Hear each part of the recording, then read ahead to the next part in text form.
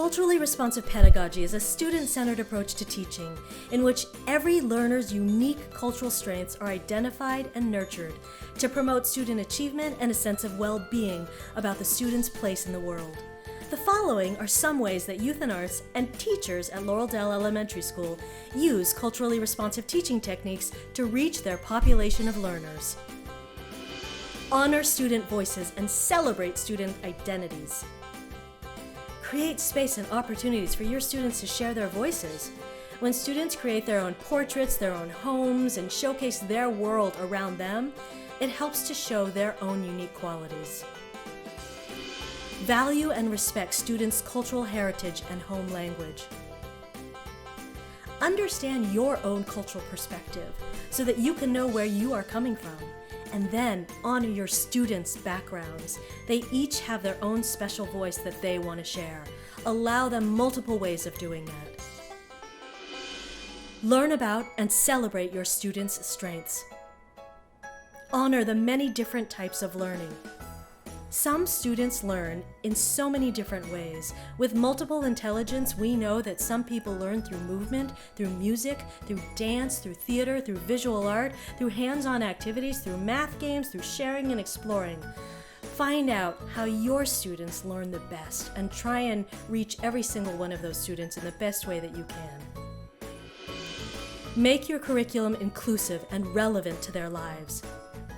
Provide appropriate challenges to stimulate brain growth and help students process new content by using topics directly connected to their lives.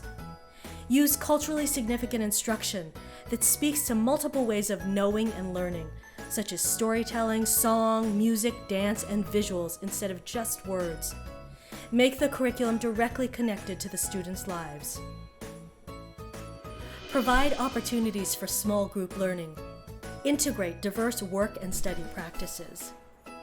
Allow for different groupings of students in your classroom so that you can get collaborative learning. Sometimes you can have individual learning, sometimes groups of 3, sometimes groups of 5, and use verbal and visual reflection processes so that your students can practice speaking and thinking about what they've learned. They could learn to critique each other, learn about the choices they made, and about the messages that they want to share. Then your students can have a sense of agency and a sense of confidence in their own voice. Understand student learning needs and styles. Provide visuals and graphics to make sure that your learning is accessible to every single one of your students, no matter what their language level is.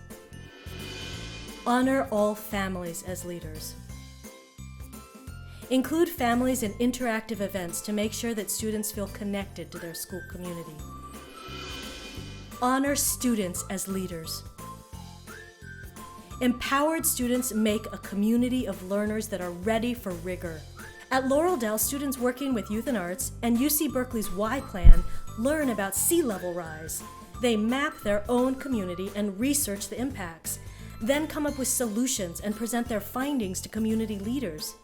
This past year, they wrote an op-ed for the Marin IJ, and their families created a responsive mural based on their article. They received praise from the Union of Concerned Scientists and gave input into the city planning processes for San Rafael's 2040 plan. Challenging students to learn through place-based problem solving, ask them to engage in their own neighborhood values and culture. Culturally responsive teaching is good for the brain. It provides a nurturing environment for our students to grow and flourish. When students are sharing their own voice and being honored, they become confident learners. To find out more, read The Pedagogy of the Oppressed by Paulo Freire, Culturally Responsive Teaching in the Brain by Herita Hammond, The Flat World and Education by Linda Darling Hammond.